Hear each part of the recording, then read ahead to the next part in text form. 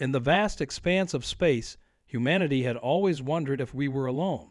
Turns out we weren't. And when we finally met our galactic neighbors, their reaction wasn't quite what we expected. It started on a regular Tuesday morning at the International Deep Space Monitoring Station. The coffee hadn't even finished brewing when our long-range sensors picked up an enormous fleet of ships entering the solar system.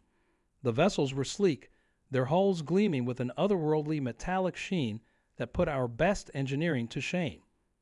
Lieutenant Sarah Chen was the first to spot them. She nearly choked on her morning bagel when the readings came in. "Sir," she called out, her voice steady despite the adrenaline coursing through her veins, "you might want to see this." The command center erupted into controlled chaos as officers scrambled to their stations. The alien fleet's initial transmission came through on all frequencies, broadcasting in perfect English, a detail that should have been our first clue. "Primitive humans," the message began, delivered in what they probably thought was an intimidating tone. "We are the Galactic Imperial Fleet, masters of 13,000 star systems. Your planet has been chosen for integration into our empire. Resist and face annihilation." Now here's the thing about humans. We'd spent centuries watching sci-fi movies and reading books about alien invasions. We'd mentally prepared for this moment, probably more than any other scenario in human history. But nothing could have prepared the aliens for what happened next. Admiral James Rodriguez, veteran of 3 space campaigns and renowned for his unflappable demeanor, took one look at the transmission and burst out laughing. It wasn't a nervous laugh or a hysterical one. It was the kind of laugh you let out when someone tells a particularly good dad joke. You see, while the alien fleet was impressive by most standards, they'd made one crucial mistake. They'd completely underestimated Earth's defensive capabilities. Humanity had learned long ago that the best way to survive was to appear less advanced than we actually were. While our civilian ships might have looked basic, our military technology had advanced far beyond what we showed to the universe. The aliens' second transmission was cut short when they noticed something peculiar. Their scanners had finally picked up the thousands of stealth satellites orbiting Earth, each armed with enough firepower to level a small moon. Behind Mars, our own fleet of advanced warships was decloaking, their quantum drives humming to life. "Should we show them the void gates too?" Lieutenant Chen asked with a grin, referring to our network of artificial wormholes that could bring reinforcements from our off-world colonies in seconds. Admiral Rodriguez wiped tears of laughter from his eyes and straightened his uniform. "No, no," he chuckled. "Let's not traumatize them completely. Send our response." He cleared his throat and pressed the broadcast button. "Dear Galactic Imperial Fleet," he began, his voice warm and amused, like someone talking to an overconfident child. "We appreciate the offer of integration, but we're going to have to decline. However, we'd be happy to discuss trade agreements, cultural exchange programs, or perhaps sharing some of our military expertise. You folks look like you could use some pointers." The silence that followed was deafening. The mighty Galactic Imperial Fleet, conquerors of 13,000 worlds, faced something they'd never encountered before. Humans who weren't just unafraid, but were thoroughly entertained by their attempted show of force. As we waited for their response, the coffee machine in the command center finally finished brewing. Admiral Rodriguez poured himself a cup, took a sip, and settled into his chair. "Now," he said with a smile, "let's see how they handle being the punchline of humanity's greatest cosmic joke." The silence stretched for exactly 3 minutes and 42 seconds. Long enough for Admiral Rodriguez to savor half his coffee and for Lieutenant Chen to finish her now cold bagel. The response, when it finally came, wasn't quite what anyone expected. The massive holographic display that had materialized above Earth, their attempt at intimidation, flickered and revealed what appeared to be their command bridge, the alien commander, a tall figure with iridescent scales and what looked suspiciously like a military uniform inspired by old Earth sci-fi shows, was visibly flustered. This is impossible," the commander sputtered, their translator struggling to convey their indignation. "Our intelligence indicated your species had barely achieved lunar colonization. You're supposed to be primitive." The last word came out almost like a whine.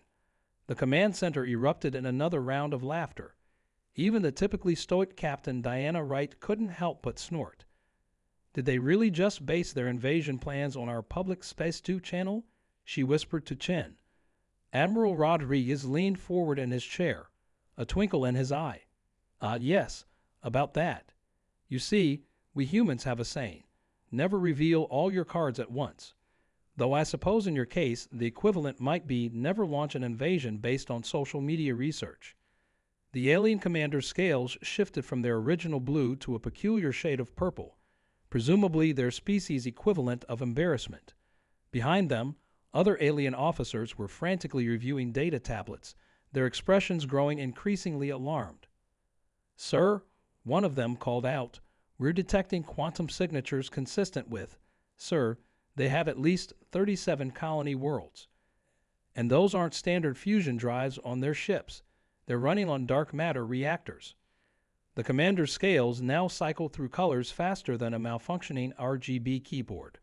But the cat videos. The endless cat videos. Oh, those are real, Lieutenant Chen chimed in, having opened the comm channel without waiting for permission. We just really like cats. Did you know we brought them to all our colonies? They're excellent companions for deep space missions. The tension in Earth's command center had transformed into something approaching a comedy club atmosphere. But beneath the laughter, everyone remained alert. Humanity hadn't survived this long by letting their guard down, even when the situation seemed amusing. Admiral Rodriguez set down his now empty coffee cup. Perhaps we should discuss why you really came to our sector, he said, his tone growing more serious. Because we both know this isn't about Imperial integration. Our quantum sensors detected your fleet's energy signature weeks ago, and we've been tracking the entity chasing you since you entered the Orion Arm. The alien commander's scales settled on a pale white. The bridge behind them grew eerily quiet. How did you know? The commander whispered. The same way we knew to hide our true capabilities, Rodriguez replied. We've been watching, learning, and preparing. The question is, are you ready to tell us what's really out there? Because those energy readings we're picking up from the void behind your fleet, well, let's just say they're making our scientists rather nervous. The alien commander looked over their shoulder, toward the depths of space their fleet had just traversed. For the first time, the fear in their eyes seemed genuine. You don't understand, they said quietly. We didn't come to conquer you. We came to warn you. But when we saw how primitive we thought you were, we assumed, we thought. You thought conquering us would be easier than explaining why you're running. Lieutenant Chen finished for them. The lights in the command center dimmed slightly as another energy spike registered on their sensors. Something was definitely following the alien fleet, something that made even their advanced technology seem primitive in comparison. Admiral Rodriguez reached for the coffee pot.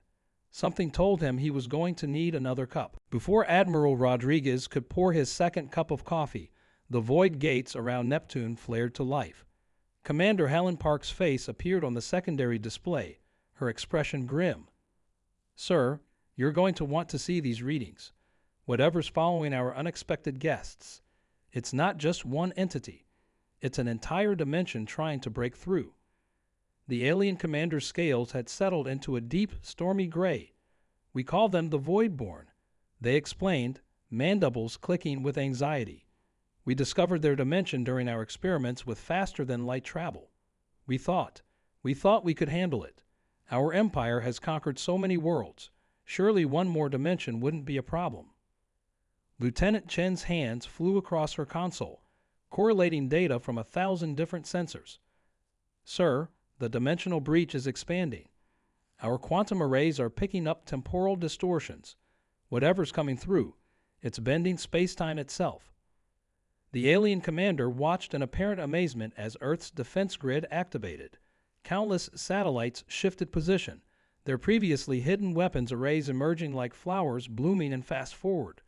Behind Mars, the human fleet had already formed into a defensive pattern that even the Galactic Empire's best tacticians would have appreciated.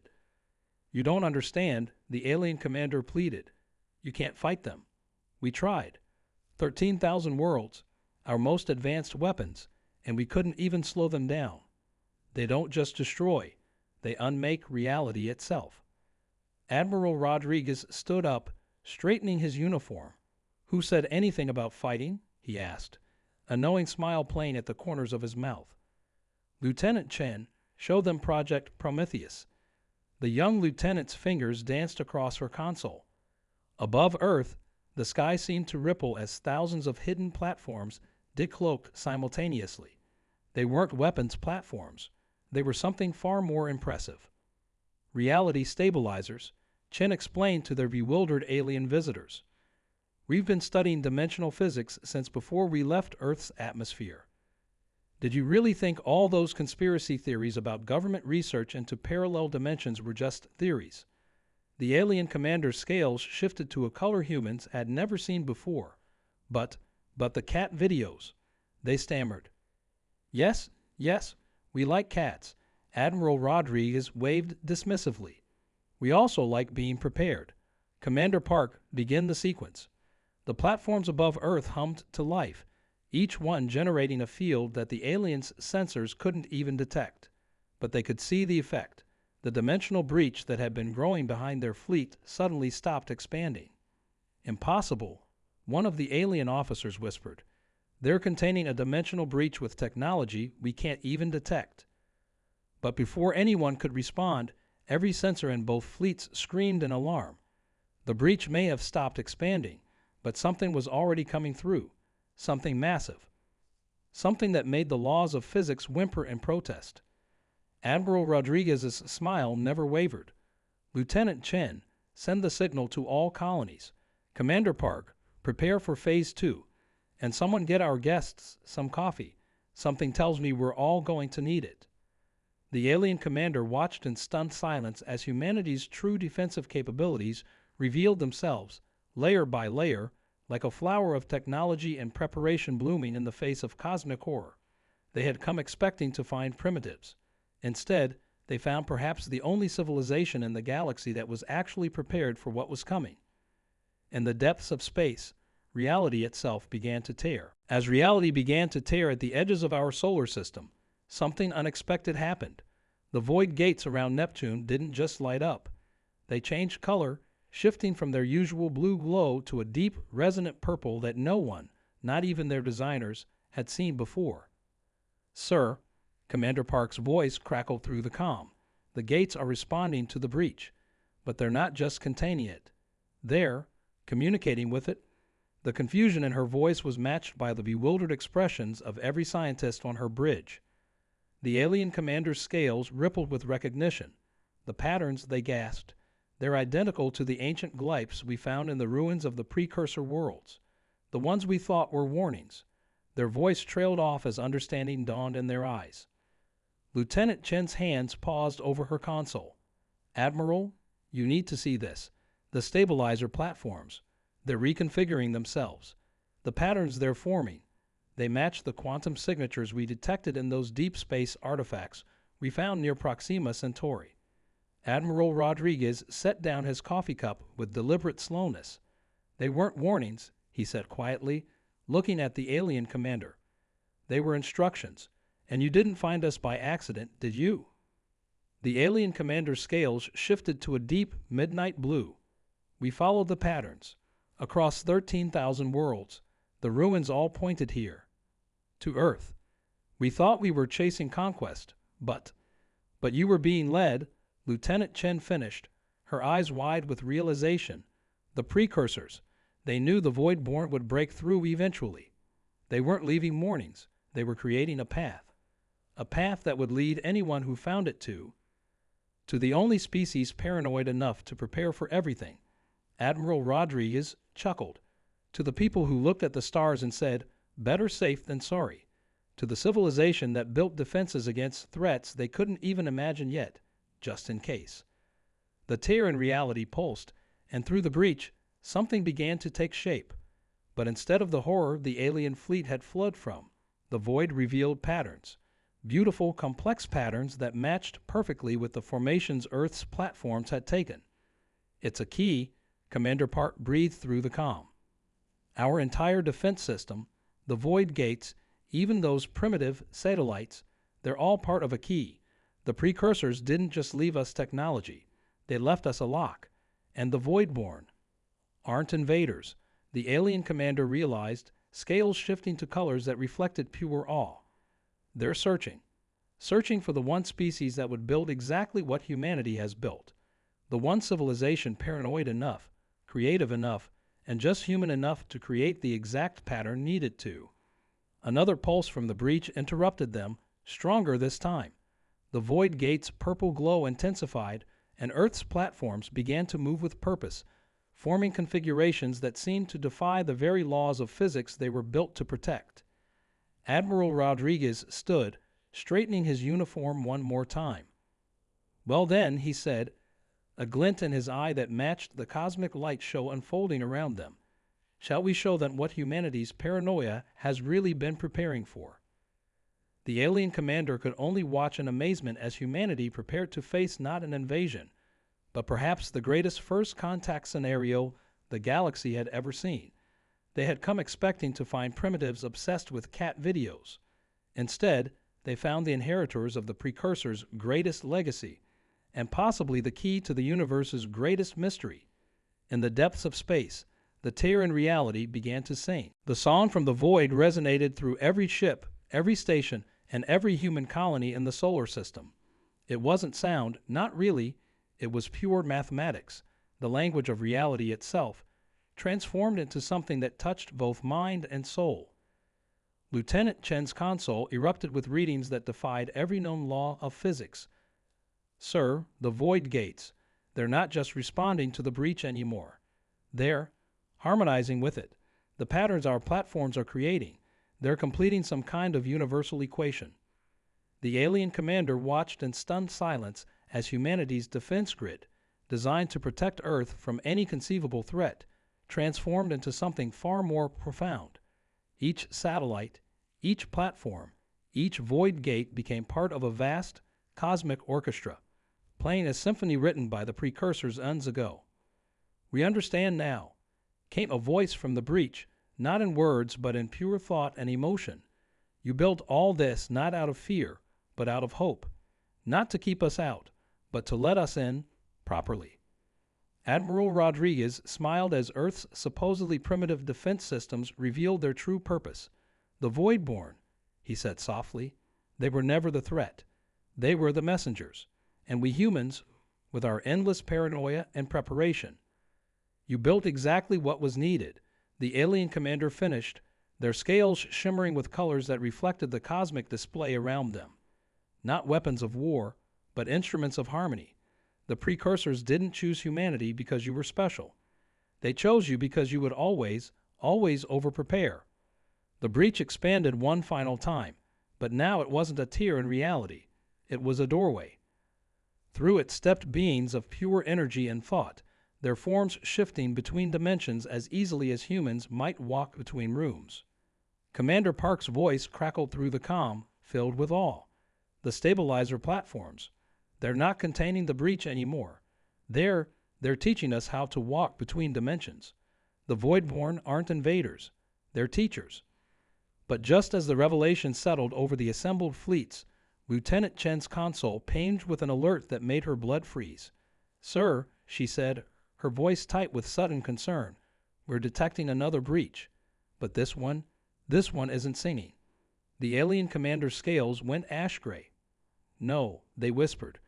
"We were so focused on running from what we thought was chasing us, we didn't realize, we didn't see."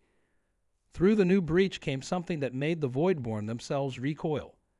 A darkness that devoured light, a silence that consumed sound, a void that made the space between dimensions seem crowded.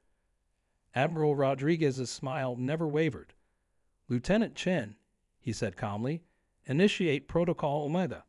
And that's when everyone realized humanity hadn't just built defenses against unknown threats. They hadn't just accidentally created the key the precursors had designed. They had done what humans always did. They had prepared for the worst-case scenario. As the true threat emerged from the second breach, Earth's defense grid hummed with new purpose. The Voidborn's song changed key, and the alien fleet watched in amazement as humanity revealed their final, most ambitious preparation, one that would make the previous revelations seem like mere preludes. In the space between dimensions, where reality itself held its breath, humanity prepared to demonstrate why the precursors had chosen a species that would look at the vastness of space, shrug, and decide to prepare for literally everything. The real dance was about to begin. Protocol Omega wasn't just another defense system. It was humanity's love letter to the impossible. As the true void, the darkness beyond darkness, bore down upon our solar system, every human-made structure in space began to pulse with an inner light that had nothing to do with electronics or physics. "Did you really think," Admiral Rodriguez asked, addressing both their interdimensional allies and the encroaching darkness, "that a species that spent centuries imagining every possible way the universe could try to kill us would only prepare for one layer of cosmic threats?" The defense platforms shifted again, but this time they didn't just change position. They transformed. Years of watching sci-fi, reading cosmic horror, and imagining worst-case scenarios had led humanity to create a defense system that could adapt to literally anything. Even the Voidborn watched in fascination as human engineering, powered by equal parts paranoia and creativity, revealed its final form. Lieutenant Chen's fingers danced across her console one last time. "Sir, Protocol Omega is ready. The Void gates are aligned. The Voidborn song is synchronized. And sir, every cat video we've ever uploaded to the Galactic net just formed a perfect fractal pattern in subspace." The alien commander's scales shifted through colors no one had seen before. "You knew," they whispered. "Somehow, you knew that what was chasing us wasn't chasing us at all. It was chasing what we would lead to you." "Of course we knew," Commander Park chimed in from Neptune's orbit. "Why else would we spend so much time making sure our primitive technology could reconfigure itself into exactly what we needed, exactly when we needed it? The cat videos were just a bonus." The true void struck then, but instead of finding easy prey, it found something unprecedented. A species that had turned preparation into an art form. The combined human fleet, alien armada, and void-born consciousness moved in perfect harmony, their movements guided by protocols humanity had created just in case the universe tried to delete itself. In the end, it wasn't just technology that saved reality. It was humanity's unique blend of paranoia and hope, of preparation and adaptation, of taking absolutely nothing for granted while simultaneously preparing for absolutely everything. The darkness recoiled, finding itself ensnared in a web of human ingenuity, interdimensional physics, and yes, carefully crafted cat video algorithms. As it tried to devour reality, it found reality fighting back with every trick humanity had ever imagined, and humans, as it turned out, had very active imaginations. When the light returned and the danger passed, the alien commander turned to Admiral Rodriguez with an expression that somehow conveyed both exhaustion and amusement. "The cat videos," they said slowly, "were actually complex mathematical formulae disguised as entertainment, weren't they?" Rodriguez shrugged, finally getting around to finishing his now cold coffee. "Sometimes. Mostly we just really like cats. But it helped that our actual defense plans were hidden in plain sight, scattered across every piece of media we ever created. After all, what better way to prepare for the impossible than to imagine it first?" As the combined fleets began the process of settling into this new reality, one where humans, aliens, and interdimensional beings would need to figure out how to share the universe, Lieutenant Chen couldn't help but smile. "Sir," she said, checking her final readings, "should we tell them about Protocol Omega Plus?" Admiral Rodriguez winked. "Let's save something for next time." After all, he gestured to the stars around them. Now filled with possibilities rather than threats, the universe is full of surprises, and if there's one thing humans are good at, it's being prepared. The alien commander finished, their scales finally settling into a color that could only be described as hope. In the depths of space, reality itself seemed to breathe a sigh of relief, and somewhere, on a distant monitor, a cat video played on loop, its code quietly helping to keep the universe intact.